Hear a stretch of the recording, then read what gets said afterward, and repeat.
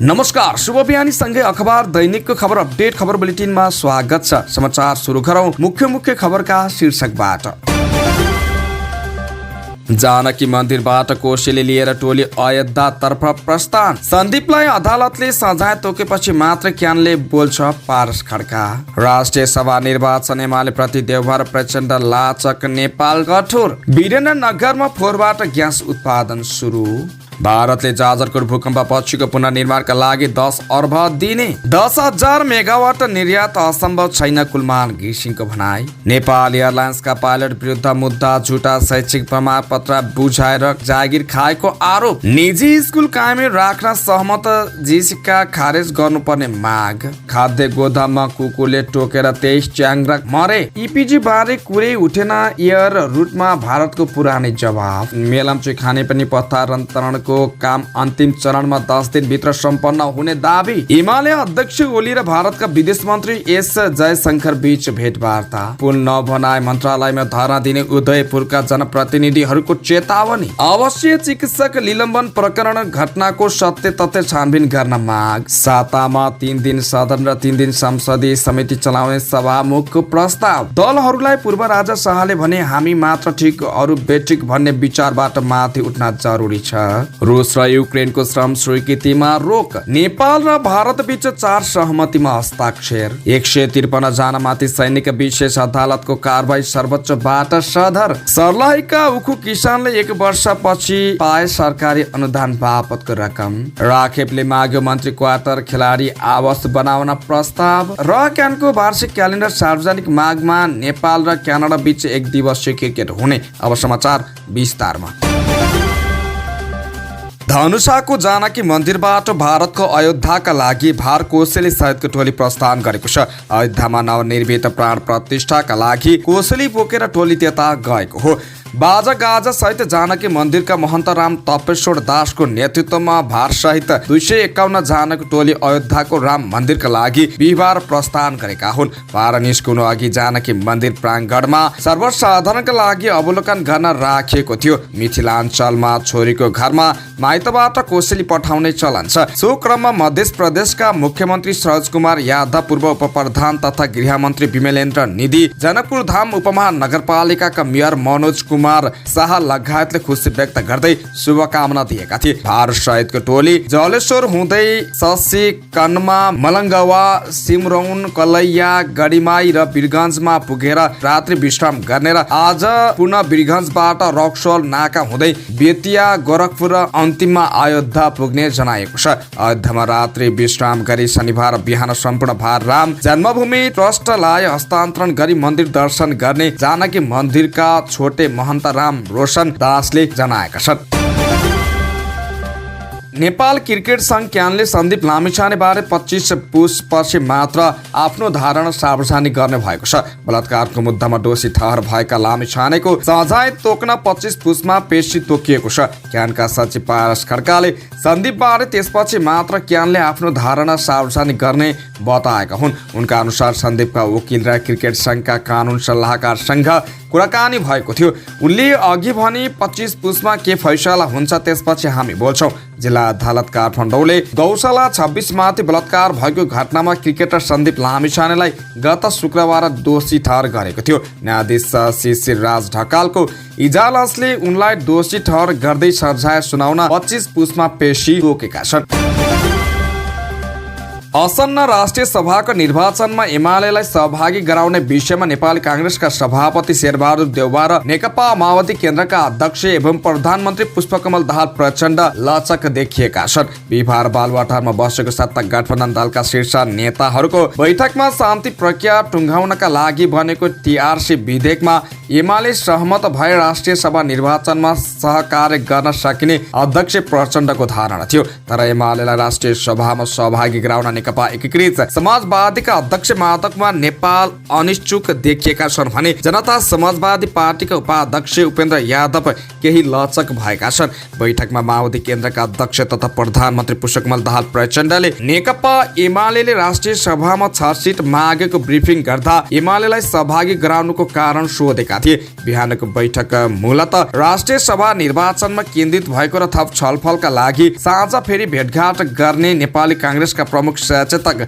रमेश लेखकले बताएका थिए। उनले भने राष्ट्रिय सभा निर्वाचनदेखि लिएर समसामयिक राजनीतिक विषयमा छलफल भएको छ, तब छलफल गर्न बाँकी छ। प्रमुख सचेतक रमेश लेखकले एमालेलाई राष्ट्रिय सभामा सहभागी गराउने विषयमा छलफल गर्न बिहिबार साँझ कांग्रेस माओवादी र एमालेको बैठक बसेको थियो।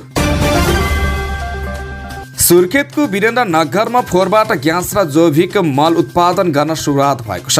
व्यक्तिगत लगानीमा कर्णालीमै पहिलो पटक वीरेन्द्र नगर 11 को सिमल कुनामा फोहोरबाट ग्यास र जैविक उत्पादन गर्न थालिएको हो। वीरेन्द्र नगर 11 का युवा कृष्ण प्रसाद ढकालले 2 बिघा जग्गा 20 वर्षको लागि भाडामा लिएर फोहोरलाई मोहरका रूपमा रूपान्तरण गर्न सुरु गरेका हुन्। नगरपालिका भित्रको सबै फोहोरलाई सङ्कलन गरी ग्यास र जैविक मल उत्पादनको लागि प्रयोग गर्ने गरिएको उनले जानकारी दिए। 14 करोड लगानीमा जर्मन प्रविधिमा ग्यास प्लान्ट स्थापना गरी ग्यास र जैविक मल उत्पादन सुरु गरिएको ढकालको भनाइ छ। सो रकम मध्ये 5 करोड विश्व बैंकको सहयोग छ।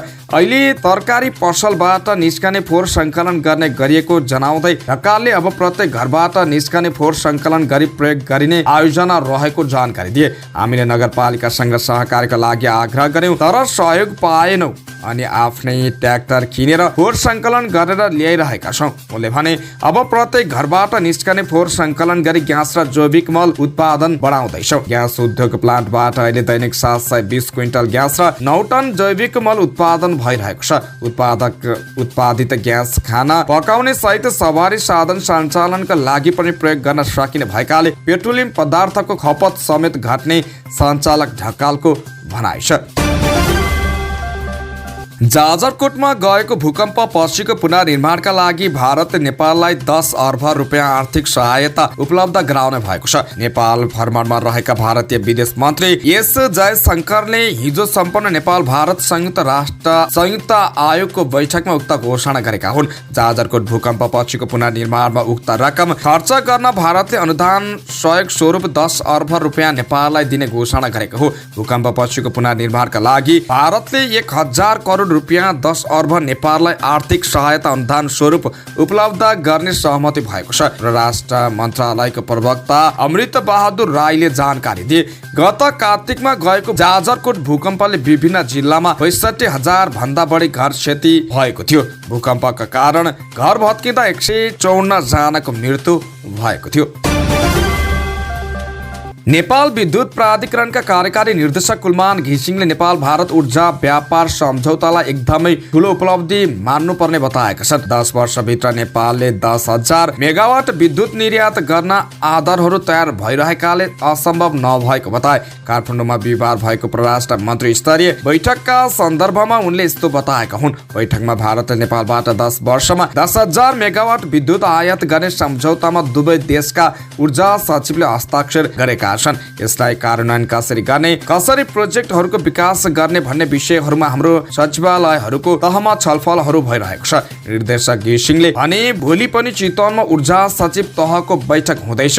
कुन कुन ट्रान्समिसन लाइनहरू बनाउने र प्रोजेक्टहरू कसरी कार्यान्वयन गर्ने भन्ने विषयहरू व्यापक रूपमा नेपाल सरकारले पनि त्यसको कार्यान्वयनको योजना बनाउँछ र भारतीय सरकारले पनि यसको आयातको लागि आवश्यक ढाँचा बनाउने कुरामा अगाडि बढ्छ। भारतको ठूलो ऊर्जा कम्पनी एनटीपीसी सँग विद्युत प्राधिकरणले नवीकरणीय ऊर्जामा एउटा सहकार्य गर्ने र त्यससँग सम्बन्धित मानवीय स्रोतको विकास सँगै सहकार्य गर्न सहमतिमा हस्ताक्षर भएको उनले बताएको छन्। आज लामो समयदेखि भैरहवा र उत्तर प्रदेशको बोर्डर छेउमा भएको सब स्टेशनसँग ट्रान्समिसन लाइनहरू जोडेका छौँ। अब उत्तर प्रदेशसँग 132 केबी लाइन जोडेका छौँ। यसले गर्दा उत्तर प्रदेशसँग 132 केबीमा आयात र निर्यात दुईवटै हुन सक्छ उनले भनेका छन्। नेपाल एयरलाइन्सका पाइलट सम्राट बहादुर शाहको शैक्षिक योग्यताको प्रमाणपत्र झुटा भएको आरोपमा अख्तियार दुरुपयोग अनुसन्धान आयोगले विशेष अदालतमा मुद्दा दर्ता गरेको छ।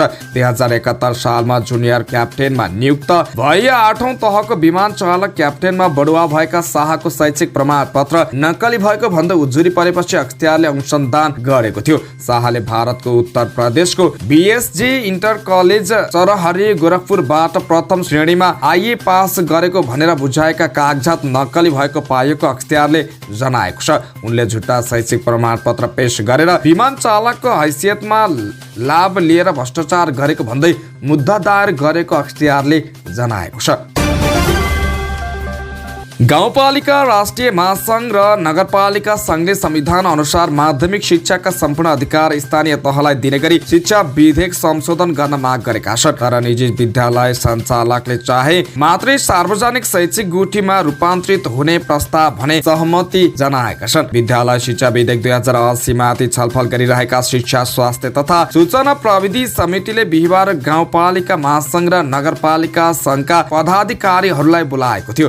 छलफलका क्रममा स्थानीय सरकारहरूको तर्फबाट विधेयकमा गर्नुपर्ने संशोधन बारे लिखित रूपमा पेश गरेका छन्। नगरपालिका संघका अध्यक्ष भीमप्रसाद ढुङ्गाना र गाउँपालिका राष्ट्रिय महासंघका अध्यक्ष लक्ष्मी देवी पाण्डेले संयुक्त रूपमा समितिमा बुझाएको प्रस्तावमा निजी विद्यालय सार्वजनिक शैक्षिक गुठीमा रूपान्तरित हुने विषयमा केही बोलिएको छैन। छलफलका क्रममा पनि दुवैले यसबारे केही बोलेनन्। निजी विद्यालय सार्वजनिक शैक्षिक गुठीमा जाने विषय स्वैच्छिक बनाउने विधेयकको प्रस्तावमा मौन बस्ने सहमति भएको नगरपालिका संघका अध्यक्ष ढुङ्गाना बताउँछन्। हाल सञ्चालनमा रहेका निजी विद्यालय संसदमा संघीय सरकारको एउटा एप्रोच आएको छ।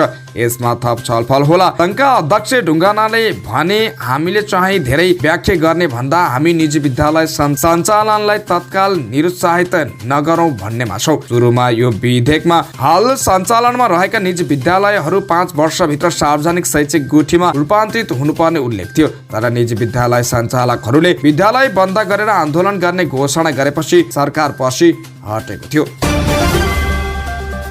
खाद्य व्यवस्था तथा व्यापार कम्पनी लिमिटेडले दशैं तिहारको लागि ल्याएर नबिकेका 23 च्याङ्ग्रा एकै रात मारेका छन्। बुधबार साँझ 7 बजे घाँस पराल र पानी दिएर थुनिएका 47 च्याङ्ग्रा मध्ये बिहान करिब 2 दर्जन मृत फेला परेका छन्। 14 च्याङ्ग्रा घाइते छन्। कार्यालय परिसरमै रहेको खोरमा हाताहाती भएको घटनाको विवरण भने खाद्य व्यवस्था तथा व्यापार कम्पनीको बागमती कार्यालयले सार्वजनिक गरेको छैन। उसले मरेका च्याङ्ग्रा बारे यकिन तथ्याङ्क आफूसँग नभएको भन्दै पञ्चिना खोजेको छ। खोरमा थुनिएका च्याङ्ग्राहरू के कारणले मरे भने पत्ता नलागेको उसको दाबी छ। हामी पनि अस्पष्ट छौं। वन्य जन्तुको आक्रमण वा अन्य फ्लूको कारणले मरे कि थाहा छैन।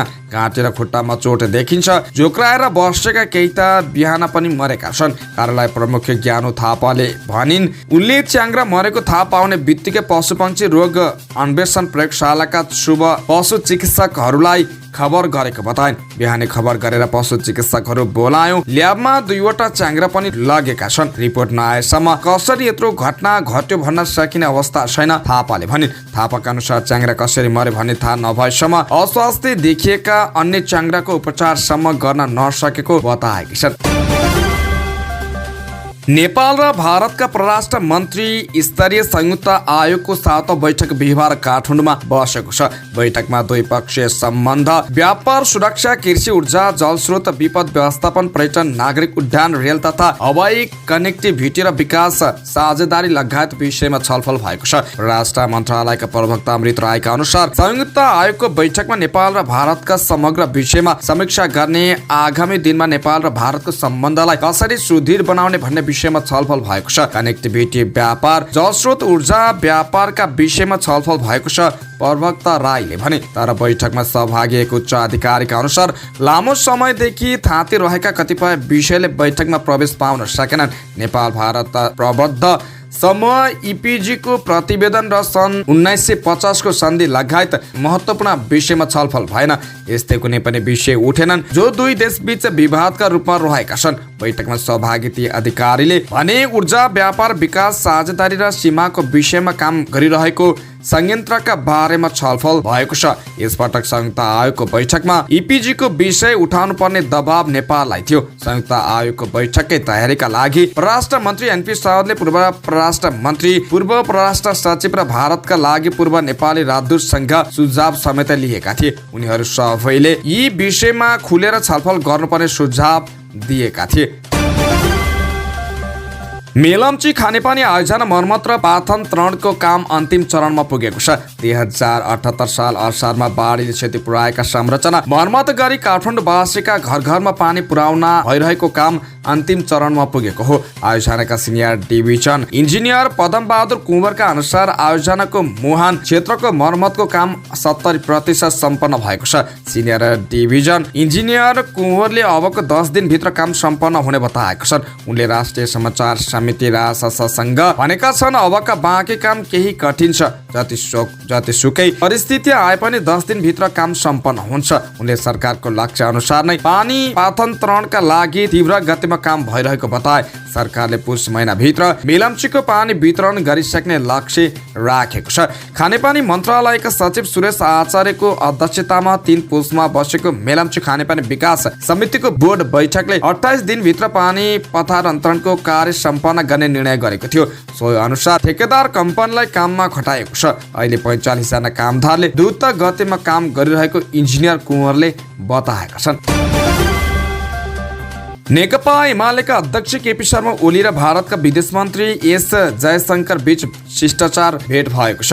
भेटमा दुई देशबीच विद्यमान सम्बन्धबारे छलफल भएको एमाले विदेश विभाग प्रमुख राजन भट्टराईले जानकारी दिए। अध्यक्ष ओलीले भारतसँग नेपालको नजिकको सम्बन्ध रहेको बताउँदै आर्थिक विकासको बाटोमा अग्रसर नेपाललाई भारतको सहयोग अपरिहार्य भएकाले त्यसमा सघाउन अनुरोध गरे। तर भारत नेपालको भित्र भएकाले कति विषय सम्बन्धमा संवादको माध्यमबाट टुङ्गाउनु पर्छ, अध्यक्ष ओलीलाई उद्धृत गर्दै विभाग प्रमुख भट्टराईले भने। उदयपुर जनप्रतिनिधि सहितको टोलीले चौडन्दी गढी नगरपालिका 5 स्थित सिबाई बेलहा जोड्ने भाँचिएको पुल निर्माण गरेर भौतिक पूर्वाधार तथा यातायात मन्त्रालयमा निर्माण नगरे भौतिक पूर्वाधार तथा यातायात मन्त्रालयमा धर्ना दिने चेतावनी दिएका छन्। बिहार स्थानीय जनप्रतिनिधि र प्रमुख राजनीतिक दलका प्रतिनिधिले भौतिक पूर्वाधार तथा यातायात मन्त्री प्रकाश जावलालाई ज्ञापन पत्र बुझाउँदै भाँचिएको पुल तत्काल निर्माण सुरु गर्न खबरदारी गरेका हुन्। प्रतिनिधि सभा सदस्य डाक्टर नारायण खड्काले भाँचिएको पुल जसरी पनि बन्ने प्रक्रिया र माग पूरा नभएसम्म उदयपुर नफर्किने र मन्त्रालयमा धर्ना दिने बताए। मन्त्री सचिव डीजी बोलाएर हुन्छ कि के गरेर हुन्छ त्यो काम हुनुपर्छ। मन्त्री परिषदबाट हाम्रै अगाडि पुल बन्ने बजेट र प्रक्रिया पास हुनुपर्छ, नत्र हामी घर फर्कादैनौँ, उनले भनेका छन्। चौचण्डीगढी नगरपालिका 5 का वडा अध्यक्ष तुलसी ढकालले गत कार्तिकमा पनि पुल निर्माण गर्ने वचन पाएको तर काम नभएको बताए। गत साउन 14 गते मन्त्रीले दिनुभएको आश्वासन र वचन पुरा भएन। त्यसकारण हामी सबै जनप्रतिनिधिहरू फेरि संघीय राजधानी काठमाडौँ आएका छौँ। अब पनि पुल निर्माण सुरु गर्ने सुरसार नदेखाए यही मन्त्रालयमै धर्ना बस्नेछौँ, उनले भने।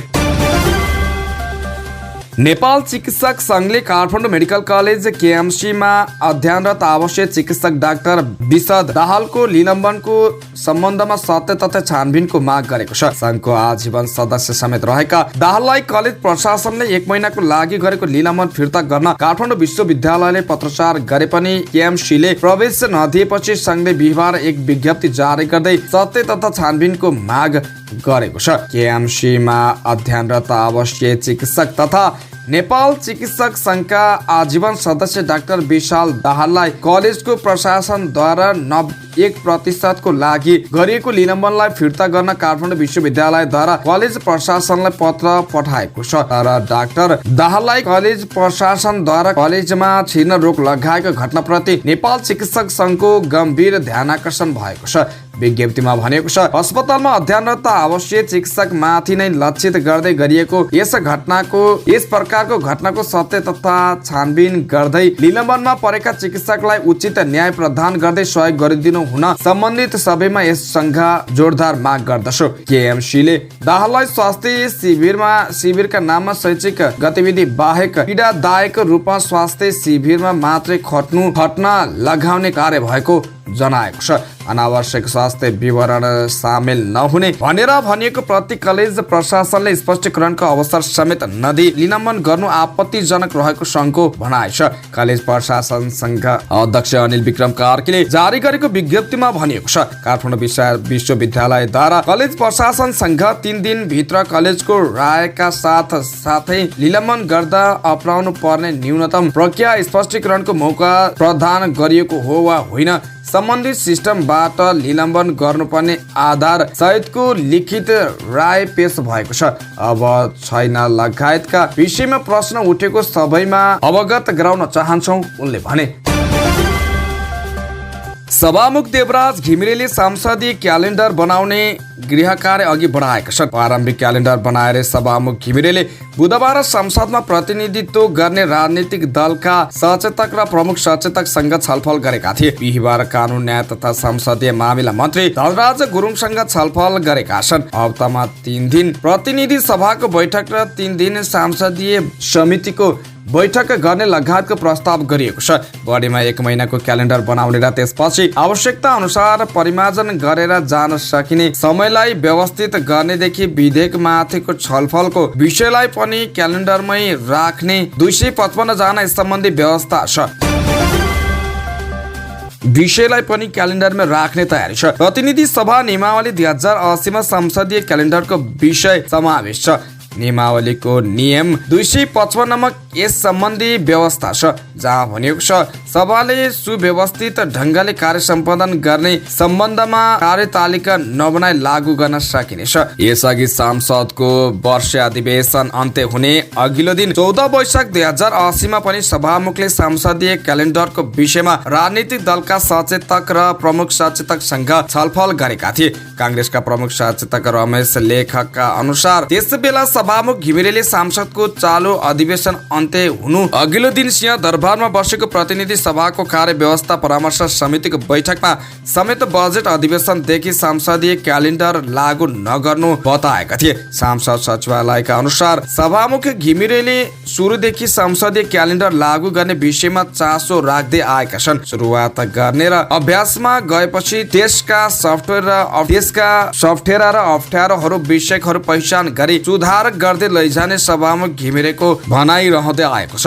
राजनीतिक दलहरूका बीचमा हुने बेमेलले संसदीय क्यालेन्डर लागू गर्न हुन सक्ने अवरोध र त्यसलाई चिर्न अपनाउन सकिने उपायका विषयमा समेत सभामुख घिमिरेको चासो रहेको छ। पूर्व राजा ज्ञानेन्द्र शाहले नागरिकको आऊ देश बचाऊ भन्ने आवाज सुन्न थालेको बताएका छन्। भैरहवामा हिजो नागरिक अभिनन्दन ग्रहण गर्दै शाहले देशमा बेरोजगार, गर्मी, शैक्षिक कमजोरी र बाध्यकारी परिस्थितिले लाखौं युवा जनशक्ति विदेशिन बाध्य भएको बताए। राजनीतिक दलहरूप्रति संकेत गर्दै उनले भने, हामी एउटा ठिक अरू बेठिक, हाम्रो बाटोमा त सुबाटो अरूको कुबाटो भन्ने। उनले बुद्ध भूमि सगरमाथाको देश सुन्दर, अति मनोरम, यतिका सम्पदा, कति मूल्य, मान्यता र सभ्यता भएर कता कता हराइरहेको बताए। म जता जाउँ जता पुगु पुनः आवाज उठेको सुन्छु। मलाई आऊ हाम्रो देश बचाऊ र देश बचाऊ, देशको सभ्यता र समृद्धि बचाऊ बनाऊ। यहाँ उभिएर म भन्छु, म बोलिरहँदा देश बनोस् कि देश बेच्ने भन्ने आफ्ना पुर्ख्यौली भावना म अन्त गएको छैन। सदा सदा नेपालका साथ छु, नेपाल भित्रै छु। नेपालीहरूको सुख दुःख, सुविधा असुविधा, बाधा पीडा तथा हिजो आजको अवस्थालाई नजिकैबाट निहालिरहेको छु, पूर्व राजा शाहले भने। उनले समाज, कानुन र व्यवस्था बिना देश अस्तित्वमा रहन नहुने बताउँदै देश सुहाउँदो बलियो अभिष्टहरू मार्फत अगाडि बढ्नुपर्ने बताएका छन्। युद्धग्रस्त मुलुक रसिया र युक्रेनका लागि दिँदै आएको श्रम स्वीकृतिमा सरकारले रोक लगाएको छ। रसिया युक्रेन बीच जारी युद्धका लागि नेपाली नागरिकहरू रुसी सेनामा भर्ना भइरहेको भन्दै दुई देशमा श्रम स्वीकृति दिन बन्द गरिएको वैदेशिक रोजगार विभागले जनाएको छ। विभागले सूचना जारी गर्दै यी दुई देशमा वैदेशिक रोजगारीका लागि दिँदै आएको संस्थागत वा व्यक्तिगत श्रम स्वीकृति अर्को सूचना नआएसम्मका लागि स्थगित गरिएको विभागका महानिर्देशक डण्डुराज घिमिरेले जानकारी दिए। रुसी सेनामा गएर नेपालीहरूको मृत्यु भएको खबर आइरहेको छ। उनले भने यस विषयमा अध्ययन तथा छानबिन पनि भइरहेकाले हाललाई श्रम स्वीकृति रोकेका छौँ। हालसम्म रुसी सेनामा गएर 9 जना नेपालीको मृत्यु भएको छ भने रुसी सेनामा भर्ना भएका 4 जना नेपाली युक्रेनी सेनाको कब्जामा रहेका छन्।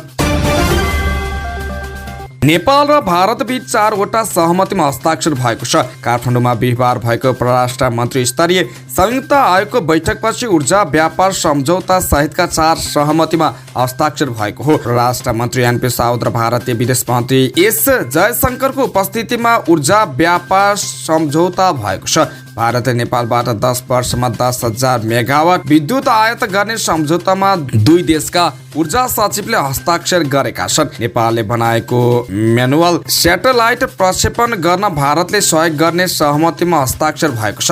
Nepal academy of science and technology र न्यू स्पेस इन्डिया लिमिटेड बीच भएको सहमतिमा भारतले उक्त स्टेसनलाई प्रक्षेपणका लागि नेपाललाई सहयोग गर्नेछ। यस्तै high altitude community development project HICDP कार्यान्वयन सहमतिमा अर्थ सचिव कृष्णहरि पुष्कर र नेपालका लागि भारतीय राजदूत नवीन श्रीवास्तवले हस्ताक्षर गरेका छन्। यो सहमति अनुसार काठमाडौँ स्थित भारतीय दूतावासले अब एउटै परियोजनामा 20 करोडसम्म सोझै लगानी गर्न सक्नेछन्।